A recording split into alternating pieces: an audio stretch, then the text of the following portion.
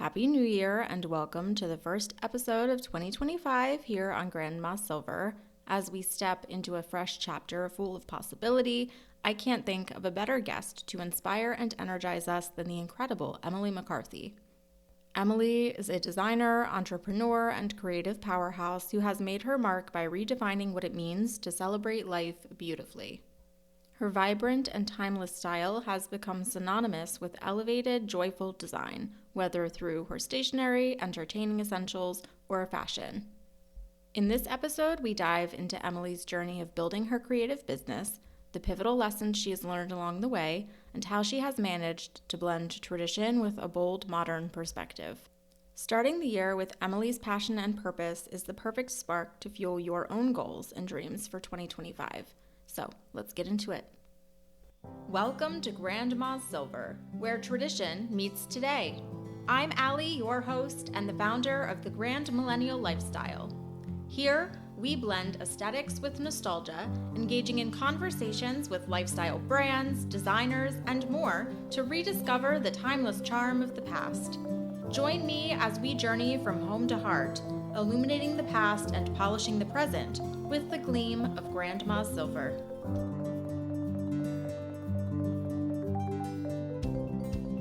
Well, Emily, hello, welcome. I'm so excited to be chatting with you. I've actually been a longtime follower, so I'm very excited to be able to have this conversation. And I have also, as a longtime follower, seen your brand really explode, which is so exciting.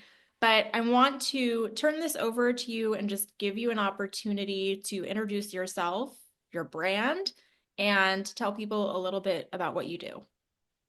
Well, I'm excited to be here. Thank you so much for having me, and thanks so much for following along all these years. It has been a really fun journey that has pivoted in different directions that we did not anticipate, but it's been really fun to kind of roll with it and kind of follow the lead of our customers and where our business is come to be. But a little bit about me, I'm a designer and mostly clothing, but lifestyle. We do have a lot of gift and entertainment products that we focus on as well. So it's all about a joyful and a colorful lifestyle for our customers, and located in Savannah, Georgia. We have three facets of our business that we're operating cohesively between a very strong wholesale business, so having retailers all over the country, and then we have our flagship location in Savannah, Georgia, and an e-commerce business.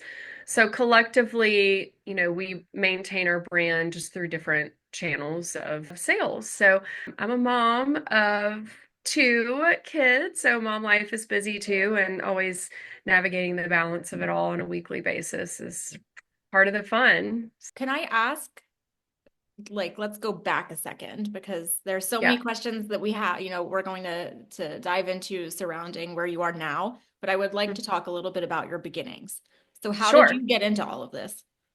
So it really stems back. My grandmother was very artistic. We want to go way back to childhood. My mom is very creative, but not really an artistic perspective. Like, she jokes that it skipped a generation, but I used to spend a lot of summers with my grandmother, who our daughter is now named after, Lillian, and would spend summers with her. She was a fine artist, so she did oil painting and drawing, and she also taught piano. So I was very immersed in the arts growing up. I have a natural love for it. Then kind of getting into grade school and high school and college, decided to move into the art world as far as a career. Ironically, looking back, I almost went to school for fashion, but the reason why I didn't is because the schools that I was looking at near home, there wasn't a 4-year degree in fashion, and that was important to me. So I dabbled in fashion working at the Apparel Mart in Atlanta when I was in high school and through college. So that was kind of where that seed was planted, but I kind of put it away for many years. I've always loved fashion, but definitely with the fine arts route through college, majored in photography and graphic design. And while I was in college, started working for a small stationery store. Now, this is going back to 2000, 2004. So stationery world was very prominent. Invitations, like printed invitations, which I know the world looks a lot differently now, but I just fell in love with paper and printing and the graphic design component of it, and ended up doing that right out of college. I worked for a small stationery company, then moved into a career with a large stationery retailer. Definitely earn the scalability of those products and how the retail experience should be, and have so many takeaways that I've implemented now in our store. So just learning how your store can really expand past just one location, and how the brand image, even for someone who's visiting from out of town, is just so important. So that stint in that retail world was, I think, just planting seeds along the way. I at the time had moved to Savannah, was working remotely, and felt like something was missing creatively. Like I was designing what the brand needed and what the company that I worked for, what they needed for their customers, but I wasn't always creatively fulfilled in like what I wanted to do. So I started doing a little bit of freelance just to get the creative juices out and like do some other things, and eventually moved my career into full-time freelance, doing branding, design, photography, invitations. I did anything that I could to have a business for myself and support the family. And through that, decided to launch an online store of stationery and entertaining products that I felt really proud of as a designer. And having spent the last few years in the industry, learned to create something that was really unique and different that didn't exist. So designed my own fonts, monogram styles, graphic styles that you could choose and select and personalize all these different items, from glassware to stationery to notepads. So that really took off. That's what we were known for a very long time. The online store took off. We started in what is now like a bonus room in our house, but became a playroom for our kids. And we moved out of the house because we outgrew the room, and we had a cottage, and then business led us to opening our first store in 2016 when our daughter was about 9 months old, which looking back now is like, how in the world did we navigate that? But you just do it. And that's one thing I've learned. You just keep going and you keep doing, and it's funny to look back at what you do in different parts of your life. But at that time, that was about 8 years ago, and we opened up the doors to our first brick and mortar, and it was great. We had gifts, entertaining. As the business progressed, we were designing prints that were on all the products, and customers started saying, "Have you ever thought about putting your prints on clothing or on dresses?" And I'm like, yeah, like I would love to like dabble in fashion, but I'm like not really sure how to even dive into that world. Like I didn't have relationships with manufacturers, with factories. I had no idea how to design a dress, or how the seams should look, or how do you find the right buttons? Like had no idea. And through a vendor in the gift industry, I was able to meet a consultant who does exactly that. So we were able to find the right partners to help us bring the ideas that I had to life. So I was able to sketch everything and out, and I knew what I wanted things to look like, but they were able to take it from there and make things happen for us. And they're still a huge part of our production team today, 5 years later. Dabbling in that was the best thing we ever did. And it was a scary leap for us because having to invest in the bulk product was something I haven't had to do Mhm. before. I felt in my gut that as scary as it was the right thing to do for the brand, and our customers were asking for it.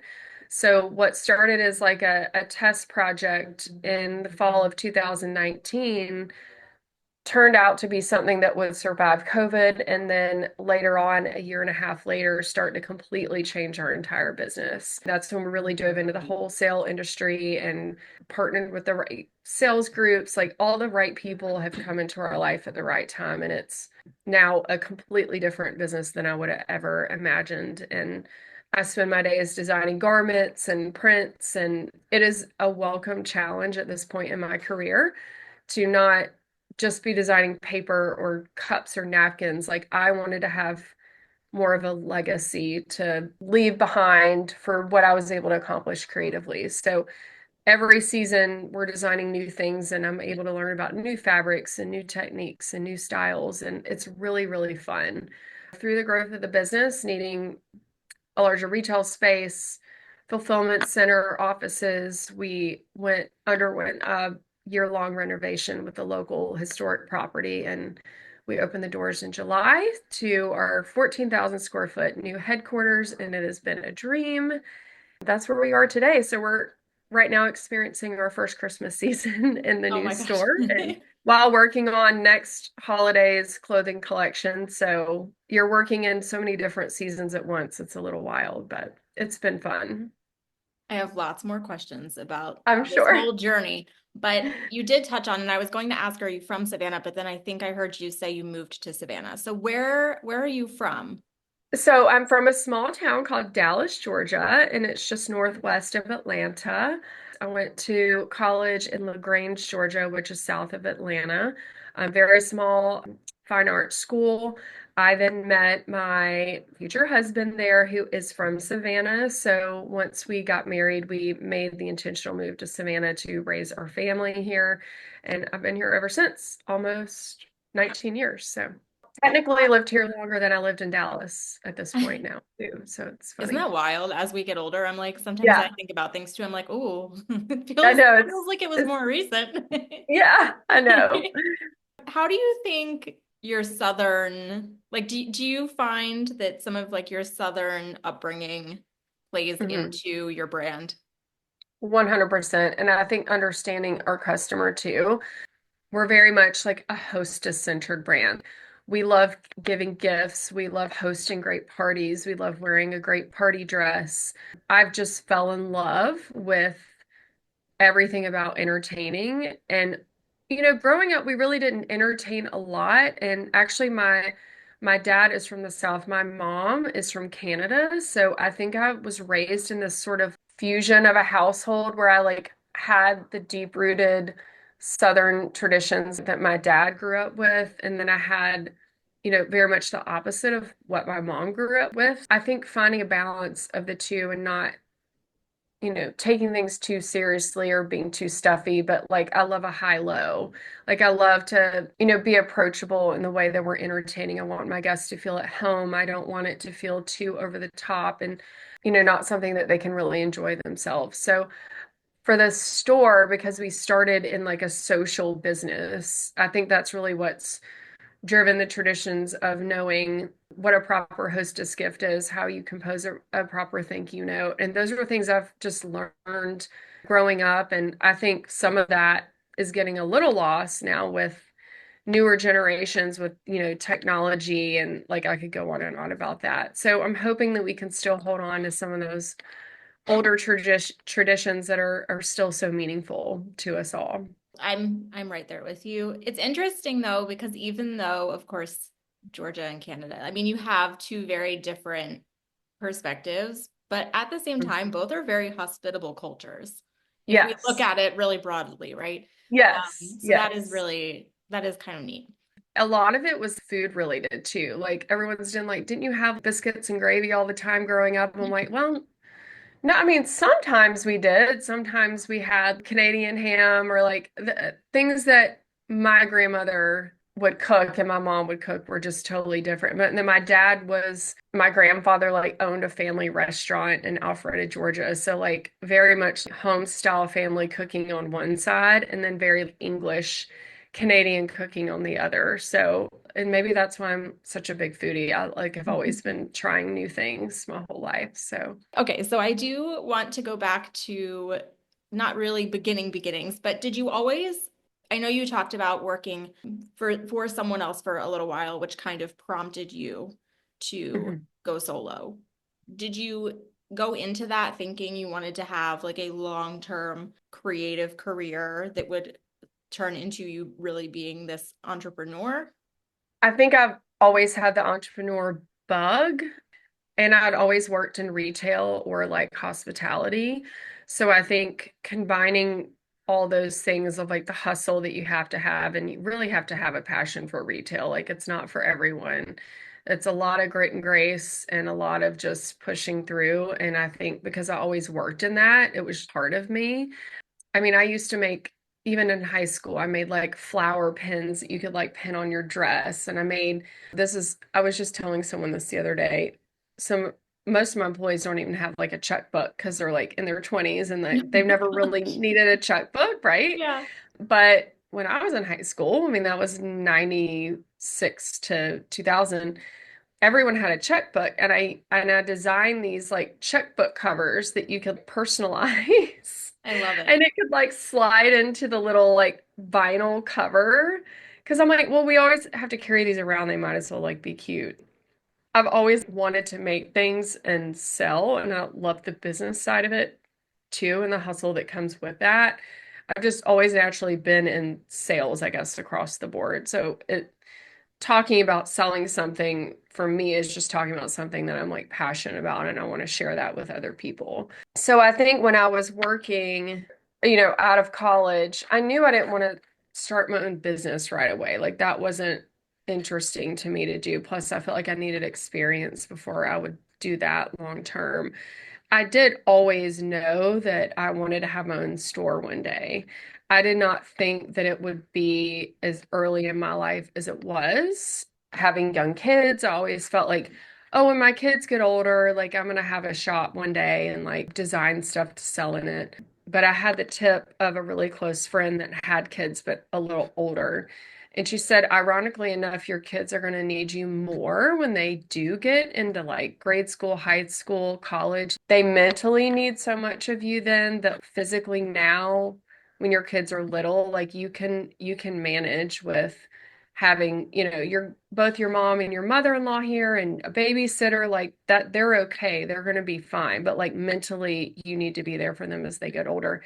And it was the first time that I heard that, and it really gave me the permission I needed for myself to follow the signs that were all in front of me to go ahead and open the store because I was definitely scared to death. Like, how are we going to manage this? But I knew going into it also that I had to build the right team that would allow me to still pick up my kids every day at 3 o'clock, no matter what was going on. And I knew the store was going to be covered. I didn't want a store that I was going to be chained to physically, that I wasn't going to be able to be a mom and do the things that I need to do or travel, that I would have a great team of people that were just as passionate for the store as I was. And I've been very lucky to have that. At this point, my oldest, or not oldest age-wise, but she's been with me the longest, has been managing the store for many years. It's such a gift that I'm so thankful of that it's been able to help me focus on other parts of the brand and the business and also still be a very present parent for our kids. We've gone through this leadership training with our business lately, and we've had to learn our personalities and like identifying how each of us think and the whole like what is next. And okay, well, this is great that we just accomplished, but like I'm already on to the next goal, or like how do we get to the next place? Like I'm always chasing the next thing, which is hard for me sometimes to really cherish the win that we're living in because my mind is already 2 steps ahead. It's just how I'm built. So I That's a don't. very creative. I tend to do that too. I tend also when you're in a business that is very, like you mentioned, next, you're already thinking about next December. Mhm. I was an event planner for many years, and I tended to have a very similar mindset where it was very difficult to be in summer, be in spring, because my Yeah. brain was on 3 seasons in the Yeah. future, and it was like my body was present, but the rest of me was somewhere else. And it is hard though, because I think sometimes you do miss your accomplishments as they're Mhm. happening. So that's good though that you have surrounded yourself with people who can pull you back a little bit when you need it and just say, Yeah, look, we look at finished where the we are. right. We finished the building project, and it was all consuming for a year. And I think after grand opening, it's like I came back and almost felt lost. Like, what do I need to do now? And they're like, you just need to sit and like enjoy what you've built. Yeah. But it's hard for me. And when you own your business and you have employees and we have sales goals, and I have 37 people that I'm responsible for making sure that payroll's being met, that their needs are being met. It's a lot of pressure too to like, feel like I can't sit too much in the present, or we're not going to have a future if I'm not thinking ahead and thinking about what's next, because I have to keep the train like ahead of where we are right now. They're good about pulling me back and saying, just sit and enjoy where we are. So I'm glad for that. I also just want to call out the brilliance. You mentioned something a moment ago, which was that knew you wanted to be present for your kids. You knew you needed to build a team that would allow that. I Hmm. think that especially as women in business of any kind, there's this idea that you really can't have it all. But I think what Hmm. you to go into it Hmm. understanding you might not have it all in any particular bucket, but that you Right. can kind of create a bit of that balance for yourself if you set the expectation of what defining what it is that you need out of it. I think a lot of Right. women don't go into their goal planning or their goal Hmm. setting or their dreams thinking Hmm. about how to make it work for them. People ask me that a lot. Like, I don't understand how you do all this. Like, how do you do it all? I'm like, well, I don't do it all. Like, I mean, the village needs a lot of credit between friends and my husband and our family and my staff. Like, they're the reason why it kind of appears from the outside that we're doing all the things. I am first to admit that you can never do everything 100% all at one time. So there's weeks where I feel really on top of it as a parent and homework's getting done efficiently and our kids are, doing great. And then maybe I don't feel as together at work. And then there's weeks of the opposite where I'm like, oh my gosh, homework is dragging out and everybody's tired and the wheels are coming off. But like we've got all these events at work that I need to be at. So every week is different. I think for me to stay centered is like having enough time built in of both worlds. Like I can't be here all the time and like not have the mental break like of being with my kids and my family and traveling and helping my household stay together. Like that's what keeps me balanced. So when I do come to work, I'm 100% checked into work and what's going on here and I can like divide and conquer. I try not to really do that much work when I leave here in the afternoons unless there's events going on but I'm not one to be sitting in bed at night emailing and texting and I like turn off. I've never been one like I sleep like a baby every night and I'm like falling asleep at 9:30, 10 o'clock.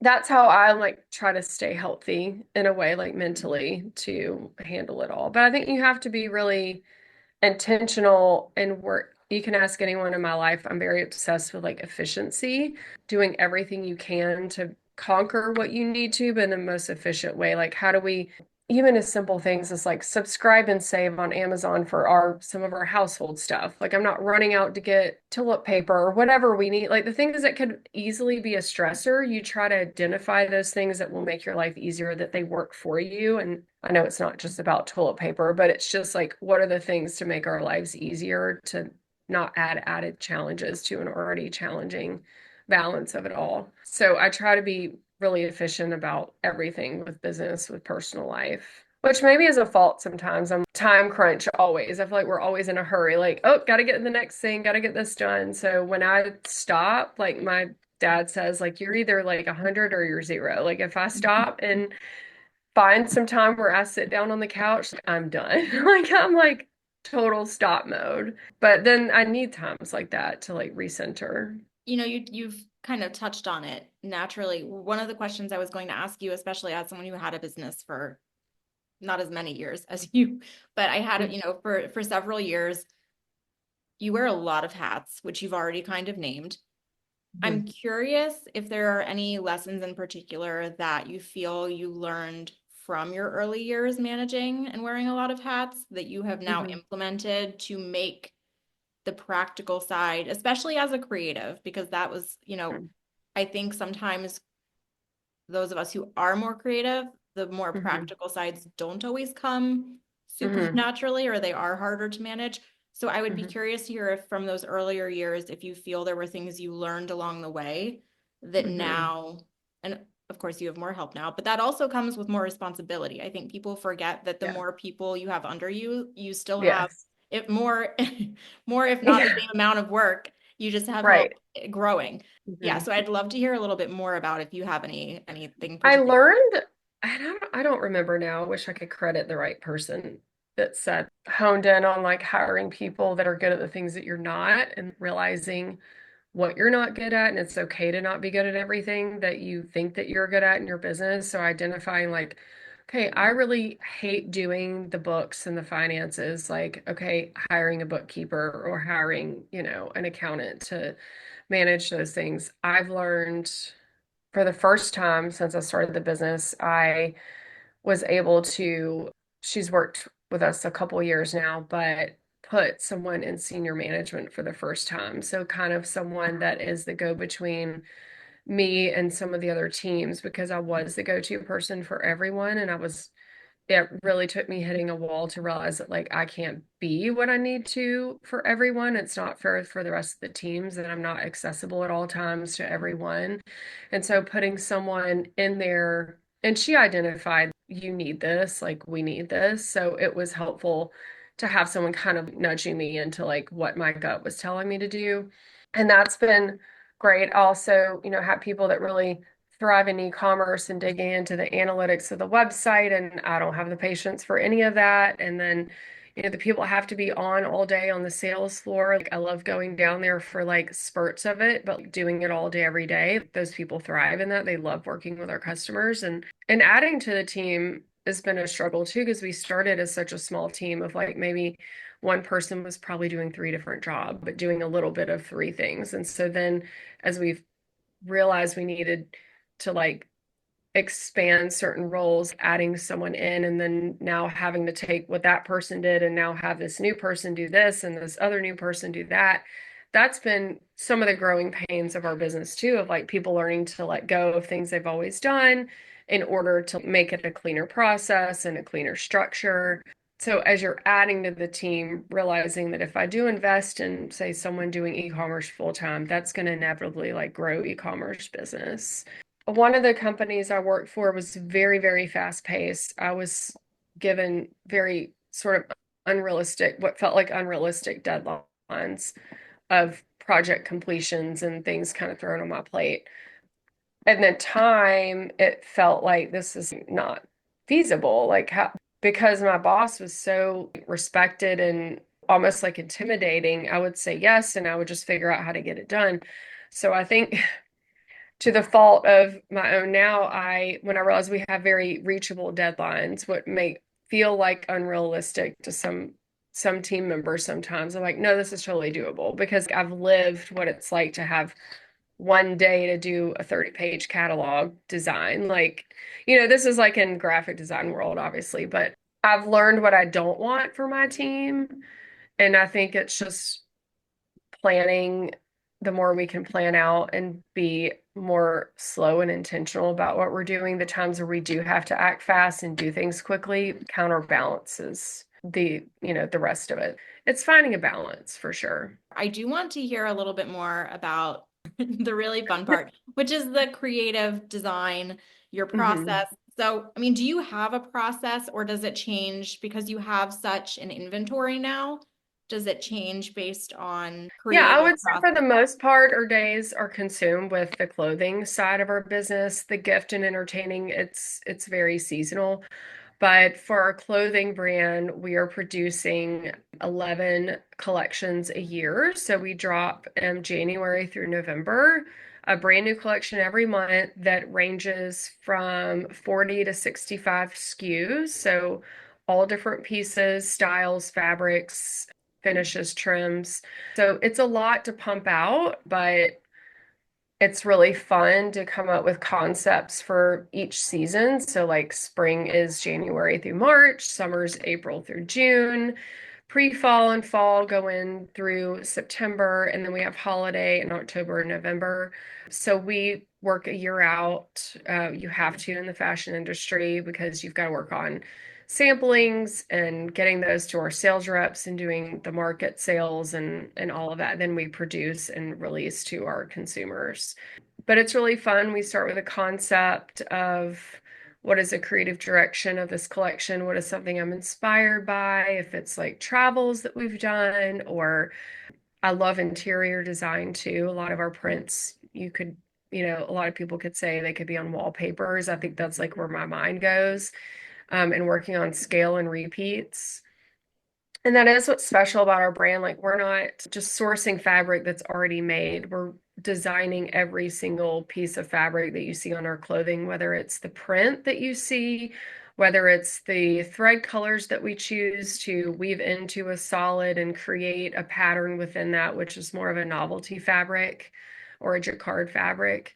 So we're designing every inch of every garment, whether it's 36-inch length or a 34-inch length. We are touching every single inch of it, from fittings to the button type, the way that it zips up, the tag on the inside. So we're very immersed in that on a day-to-day basis from a production standpoint.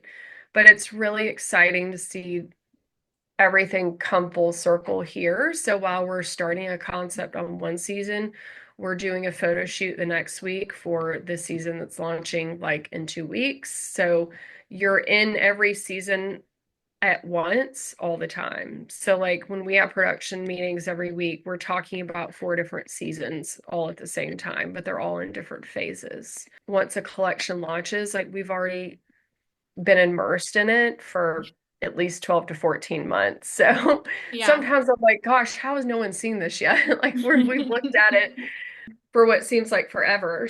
I think that's how the style has evolved because I've learned what's sold and what our customers love. And that is a really unique feature that we have to our brand, having our store here, because I can walk downstairs and see firsthand a customer trying on, say, this Simone sweater dress, and I'm getting her feedback that she loves the way it makes her feel, cinched in the waist. And okay, like these are running a little big in the bottom, or something is rubbing here on certain customers. So like decide, we're always perfecting our fit in the details because it is, I think at this point, what we're becoming known for is our quality and people feeling so confident when they put on one of our pieces of clothing, because we put so much thought and work into a way that is fitting a woman's body and making them feel. And that's our ultimate goal in the end. I love that. Also, folks can't see it. We can post a picture. It's beautiful. Thanks. But I did want to also ask, so what is inspiring you? I mean, are you taking your own personal inspirations and putting them into these seasonal collections? Yes. Okay. Yes. And it's funny you say that. My husband, who's not a very creative minded person, is like, are you, I feel like you're going to run out of ideas. Like how, at some point, like, do you feel like you've hit a wall? I'm like, no, it's not really how I function. Like I said, I love interiors. If I ever just want to feel inspired, I just love to look at home projects and also travel. Like we have, next fall, the first delivery is going to be about like vintage Italia because I love Italy, but I like love looking back at it. fashion during the 60s and 70s, and you start to look at all the imagery from that era, like I started to see like a vision for it. And then the second delivery of fall is very different. It's very like Texas inspired. You could say like a little Yellowstone, but when you see everything together, you can tell it's like very cohesive for our brand. Like, how does Emily McCarthy do Texas, or how does Emily McCarthy do vintage Italy? So it's how do we stay true to ourselves with the fabrics and the print scales and the colors that we use, but like telling a story with it as well. So I would definitely say it could be really funny, like inspirations. Like I might see something in nature or something in a great coffee table book that'll like spark an idea. There's usually a spark of something, and then I kind of just dive in deep from there. How are you pooling ideas that are sort of all over the spectrum, right? Like you're inspired by what you're inspired by, and sometimes it's Mhm. Yellowstone, sometimes it's Italy, right? Right, right. So very different things, but how are you like, do you have central core values that you are making sure the ideas fit into? Like, how are you tailoring it, no pun intended, tailoring it Mhm. to your brand? There's certain things that we stick to. We have carryover styles every season that are best sellers. So when you start to look at an assortment, we have a good combination of existing styles and new styles, but knowing that our customer loves an easy fit, but she wants to feel very confident in what she's wearing. We have women that don't feel very confident, and so they don't want anything that's like too fitted, but the color and the print makes them feel confident. And we have styles that are more fitted if you do want to have that great like date night dress or statement dress. And I think it's about the details for us. The fact that we did an exposed gold zipper up the back of the dress rather than just a hidden zipper that doesn't make a statement at all. Like there's always a little something about every garment that stands out and makes it a little bit more unique. we're very intentional on like trying not to look too generic in what we design. Like we need it to feel like Emily and feel special. We don't want it to just blend in with other brands and clothing that you see. Core values is definitely building the confidence of our customers and making them feel happy in what they're wearing. And I think that's either the shade of the pink that they're wearing or it's the way that the fabric feels. Like fabrics are really important to us. Like I want it to feel luxurious and so soft to the hand when you wear our clothing and feel comfortable. So I think comfort and feeling put together are very important to us. Now you mentioned, I'm kind of, this is a slightly separate direction, but I was just thinking about your brand. You mentioned you love interiors. Mhm. Did I read correctly that you recently opened a, a physical gathering space? Within our flagship store, we call it the Joy Club, and it is a wine and a coffee bar that's kind of immersed in our retail experience. So you can come sip and shop or just sip. You can sip and work, you can sip and gather. It's very much like a meeting space for people in our community and our shoppers. And it's been really fun to see that take off and see events happening, whether they're a girlfriend's like 40th birthday or just three friends getting together to play bridge or tonight we have like a big local community event going on. So it's just for me to be sitting in my office and hear like girlfriends cackling over a glass of champagne and like telling stories, it's like the best noise ever. I love it. That's so fun. And was that, I have to imagine that that was an exciting project for you to get to It play was, around and it with? started because we sell a lot of like gift baskets and bundles, and customers would say, okay, don't tie it up. We want to drop a bottle of wine or champagne in there. And so I'm like, why don't we just look at selling wine, just a very small selection of wine and bubbles that people can gift with?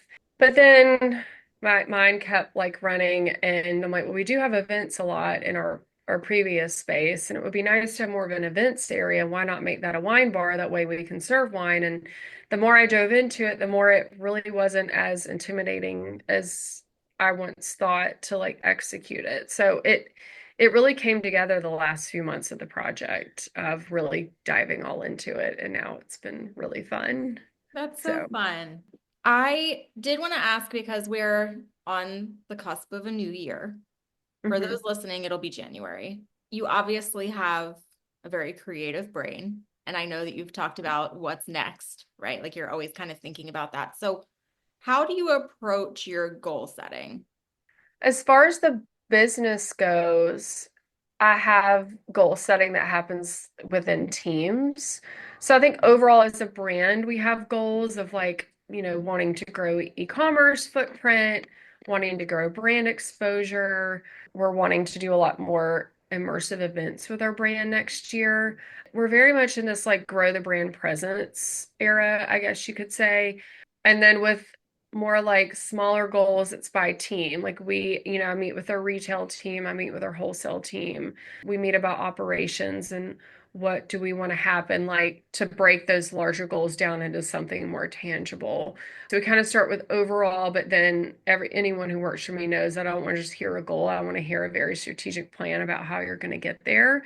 So they come to me with a whole plan of like what they're going to do and what steps they're going to take to work with their teams in reaching those goals. And we do monthly meetings to kind of do check-ins and see how we're doing and making sure we're either moving in the right direction and meeting that goal or realizing we need to pivot in what our goals are for the year. I know earlier you mentioned that sometimes you have to pause and like remember and celebrate the wins. So with, the new year, people always talk about resolutions, but I think it's also a really beautiful time for reflection. What are you super proud of from this year, 2024? I would say I'm the most proud of just the evolution of our brand, finishing this project and being able to show our community and our customers what we had become on the inside, but our exterior really didn't reflect where our business was. In looking for the right property and the space that we needed, and then obviously having to endure the construction part of it. I was just excited to finally unveil what I knew our brand was and our how our staff felt about our brand. But it's like our shell didn't match our interior. So I'm very proud that we were able to finish this and really reveal who we had become over the last 5 years, the growth of the clothing brand, and what I'm like so proud to put my name on the door. And when I opened the first store, like we were on such a small budget and there were a lot of IKEA hacks and a lot of like things that we did to make it work. And so then by the time we knew that we were going to need a bigger space, then it was about like saving for what I wanted to happen here. And I could finally creatively do what I wanted to and what I felt would represent us and that, would become our flagship location that had all the bells and whistles and had everything that we wanted for the our customer experience. So I'm really proud of this. It was very much a team effort and a community effort. And we're also happy to walk in here every day. So we did what we meant to do. Again, with it being a new year coming up, if there are folks listening who are either hesitant to dip their toe into their creative endeavors or want to plan more of their goals or are just gleaning inspiration right now, do you have any words of encouragement, advice, things that you would share from your own journey? My biggest piece of advice for creatives either wanting to start their own businesses or wanting to maybe go out on their own finally, maybe they've been doing it on the side, is finding out how you can stand out and be different than what already exists. And there's a book that I always recommend called The Purple Cow. And it's like a very short read. You can probably order on Amazon, but it talks about all these products that businesses didn't just say, okay, well, there's an example of the paint company. I can't remember if it's Sherwin-Williams or not, but they made the pourable paint can rather than a paint company just making the standard cans of paint that everybody else had. They made a pourable with a spout paint can, and it was like that's what put them on the map and what made them stand out. So it's like looking at the product or the industry you want to move into, but really looking at how you can push the envelope and stand out and be different because, industries are very saturated, products are very saturated. So, like, how can you provide a different service or an edge to an existing product that, like, really just thinking creatively about that and, like, how could you make it different? And to me, you're going to be known for being different rather than there's a quote about like being another version of somebody else. You need to be a version of yourself and be unique and different. So that's my piece of advice. It's funny that brings me back to your checkbook covers. Yes, I know. Like, I mean, from a very young age, I think that you've Yeah. really, probably before you even were reading that book, again, maybe folks who are a little younger wouldn't know this. You could get them with like all sorts of designs on them, but they were Like a still super snow ugly. scene of like a cottage in the Yeah. countryside. I'm like, no Beaches, one you really can wants to carry this puppies. around. But Yeah. yeah, they were all still super ugly. So you were solving a Yeah. real problem. Let's be honest here. Right. I love that. Can you go ahead before we wrap up and let people know where they can find you, how they could find you if they're long distance on social? Fill everybody in. Yeah, so obviously you can shop at emilymccarthy.com. You can experience our full brand there, even read our Joy Journal, which either I'm writing on or a stylist giving styling tips. That's where we launch all of our collections every month, and you get the most up-to-date news, and you can order online and we ship internationally. And then obviously follow us on social, Emily McCarthy Shop, and shop is SHOPPE. And then Emily McCarthy Collection is the feed for our clothing brand. So a little bit different content there. And then hashtag invite joy. We ask all of our customers that are posting photos with our brand and our clothing pieces. They always tag that. So it's fun to look at everyday life in the customer's eyes. So, or you can follow me directly at Emily J. McCarthy and learn a little bit more behind the scenes in our daily life. I love it. I'll make sure to post all of these, including your book recommendation, to the Yes. show notes for the episode. So if people are listening right now, you can also be sure to go over there. We'll make sure to tag all of that. But I just thank you so much for taking the Thank time to chat you. today. This has been so honestly inspirational. Very fun Oh, to thank learn some you. of the behind the scenes, and I Thank look you. forward to seeing what's next. Yes. Well, thank you so much for having me.